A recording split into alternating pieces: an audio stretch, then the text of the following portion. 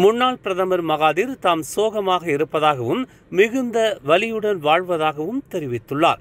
British காலனித்துவ ஆட்சியை எதிர்த்து மலேசியாவை மீட்டு வரலாறு படைத்த ஒரு அரசியல் கட்சி இப்போது அதன் தனித்துவத்தை இழந்து மற்றொரு கட்சியின் நிழலில் தம்மை நிலைநிறுத்திக் கொண்டிருப்பதால் தாம் மிகுந்த சோகத்தில் இருப்பதாக துன் மகாதிர் தமது அதிகாரப்பூர்வ முகநூலில் பதிவிட்டுள்ளார்.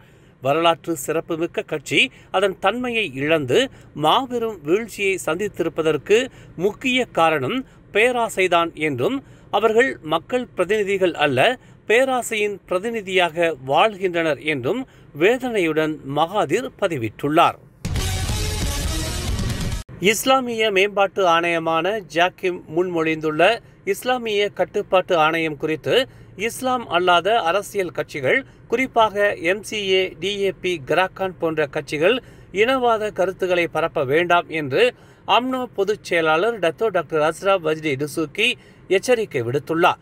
இஸ்லாமியர்கள் இஸ்லாம் அல்லாதவர்களின் வழிபாடுகளிலும் இறப்புகளிலும் பங்கேற்பதற்கான கட்டுப்பாடுகள் விதிப்பது குறித்து இஸ்லாம் அல்லாதவர்களுக்கு எந்த ஒரு சிக்கலும் இல்லை, கட்டுப்படுத்தப்படுவது இஸ்லாமியர்களைத்தான் என அவர் தெரிவித்தார். இது தொடர்பான அறிக்கைகளை இஸ்லாம் அல்லாத தலைவர்கள் வெளியிட எந்த ஒரு அவசியமும் இல்லாத நிலையில் தேவையில்லாமல் இஸ்லாம் விவகாரங்களில் தலையிட வேண்டாம் என்று அஸ்ராப் வஜ்டி டுசூக்கி எச்சரிக்கை விடுத்துள்ளார். ஜொகூரில் நடத்தப்பட்ட சோதனையில் போதைப்பொருள் வைத்திருந்த குற்றத்திற்காக 5 உள்ளூர் ஆடவர்களை போலீசார் கைது செய்துள்ளதாக தென்ஜொகூர் மாவட்ட காவல்துறை தலைவர் உதவி ஆணையர் ரவூப் செலாமாட் தெரிவித்தார். கைது செய்யப்பட்டவர்களில் 3 நிட்ரா ஜெப்பாம் வகை போதைப்பொருள் பயன்படுத்தியிருப்பது சோதனையில் தெரிய வந்துள்ளது. கைது செய்யப்பட்ட 5 மீதும் முன்னமே போதைப்பொருள் வழக்குகள் நிலுவையில் இருப்பதை காவல்துறையினர் உறுதிப்படுத்தினர். அவர்களிடம் எக்ஸ்டாசி, ஷாபு, யாபா, எரிமின், கெத்தும் எனும் வகையிலான போதைப் பொருட்கள் பறிமுதல் செய்யப்பட்டதாகவும் அதன் மதிப்பு 38,727 வெள்ளி என்றும் கைது செய்யப்பட்டவர்கள் 30 முதல் 40 வயதுக்கு உட்பட்டவர்கள் என்றும் அவர் கூறினார். நாட்டில் இயங்கி வரும் இஸ்லாம் அல்லாத வழிபாட்டு தலங்களுக்கு கடந்த 2024ஆம் ஆண்டு 48.9 மில்லியன் நிதி வழங்கப்பட்டதாக உள்ளாட்சி வீடமைப்புத்துறை அமைச்சர் ஞாங் கோர்மிங் நாடாளுமன்றத்தில் தெரிவித்தார். 2024ஆம் ஆண்டு 430 விண்ணப்பங்களுக்கு ஒப்புதல் அளிக்கப்பட்டு சம்பந்தப்பட்ட ஆலயங்களுக்கு 48.9 மில்லியன் நிதி வழங்கப்பட்டிருப்பதாகவும் கடந்த ஆண்டு பட்ஜெட்டில் 50 மில்லியன் ஒதுக்கப்பட்டிருந்ததாகவும் அவர் மேற்கோள் காட்டினார். வழிபாட்டு தலங்களின் மறுசீரமைப்பு பணிகளை விண்ணப்பிக்கும் வழிமுறைகள் இலகுவாக்கப்பட்டிருப்பதாகவும் குறைந்தபட்சம் பதிவு செய்யப்பட்ட ஆலயங்களுக்கும் வங்கிகளின் அங்கீகாரம் பெற்றிருக்கும் ஆலயங்களின் விண்ணப்பங்களுக்கும் அமைச்சு நிதிகளை பகிர்ந்தளிப்பதாகவும் ஞாங் கோர்மிங் விளக்கமளித்தார்.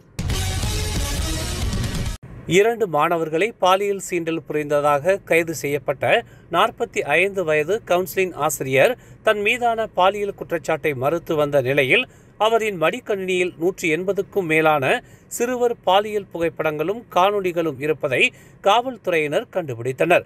கடந்த 2023ஆம் ஆண்டு நெகிரி செம்பிலானில் உள்ள ஒரு பள்ளியில் 11 வயதுடைய 2 மாணவர்களிடம் அவர் பாலியல் சீண்டல் புரிந்ததாக 45 வயது கவுன்சிலிங் ஆசிரியரான முகமது கைருல் நிசா முஸ்லிம் கைது செய்யப்பட்டார்.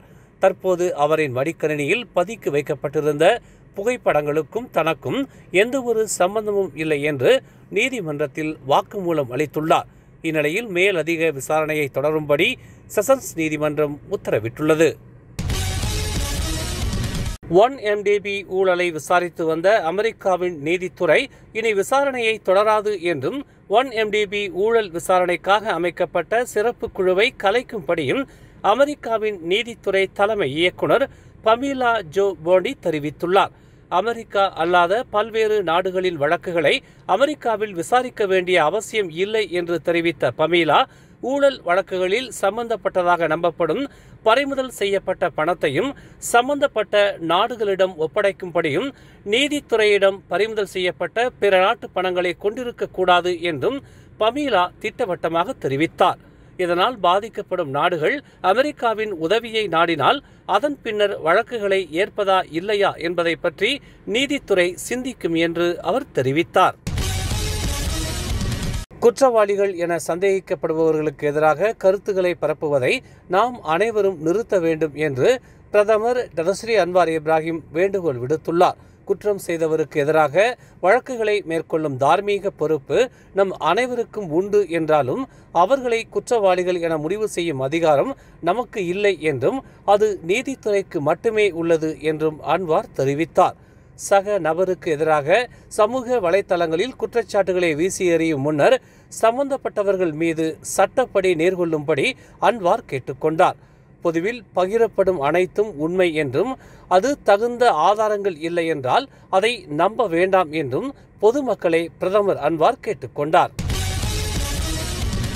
இஸ்லாமிய மேம்பாட்டு துறையான ஜாக்கிம் முன்மொழிந்துள்ள இஸ்லாமியர்களுக்கான சிறப்பு கட்டுப்பாடுகளை நடைமுறைப்படுத்தும் முன்னர் நாட்டின் பல்லினத்துவத்திற்கு அது பாதிப்பு ஏற்படுத்தும் வகையில் இருத்தல் கூடாது என்று ஒற்றுமைத்துறை அமைச்சர் டாக்டர் ஆரோன் அகோ டகாங் தெரிவித்துள்ளார். நாட்டின் இஸ்லாமியர்களுக்கான கட்டுப்பாட்டை பேணுவதில் ஜாக்கிம் நம்பிக்கை கொண்டிருந்தாலும் இன்றைய அமைச்சரவை கூட்டத்தில் இதுகுறித்து ஆழமாக விவாதிக்கப்பட்டதாகவும் ஜாக்கிம் மற்ற மத பிரதிநிதிகளையும் ஒருங்கிணைத்து ஆலோசனை நடத்த வேண்டும் என்றும் அவர் வலியுறுத்தினார். இஸ்லாம் அல்லாதவர்களின் பண்டிகைகள், கொண்டாட்டங்கள், வழிபாடுகள், இறுதிச் சடங்குகள் ஆகியவற்றில் இஸ்லாமியர்களின் பங்களிப்பை புறக்கணிக்கும்படியாக ஜாக்கிம் நடந்து கொள்ளாது என்று தாம் நம்புவதாகவும் டத்தோ ஆரோன் அகோ டகாங் தெரிவித்தார். மேலும் செய்திகளை தெரிந்து கொள்ள தமிழ் மலர் நாளிதழை பாருங்கள். உடனுக்குடன் செய்திகளை தெரிந்து கொள்ள தமிழ் மலர் இணையதளம், தமிழ் மலர் செயலி மற்றும் மலர் டிவி யூடியூப் சேனலை வலம் வாருங்கள். எங்களோடு இணைந்திருக்க மலர் டிவியை பதிவு செய்து கொள்ளுங்கள். உறவுகள் மகிழ்ந்திட விருப்பம் மற்றும் பகிர்வு சேவையை சொடுக்கிடுங்கள்.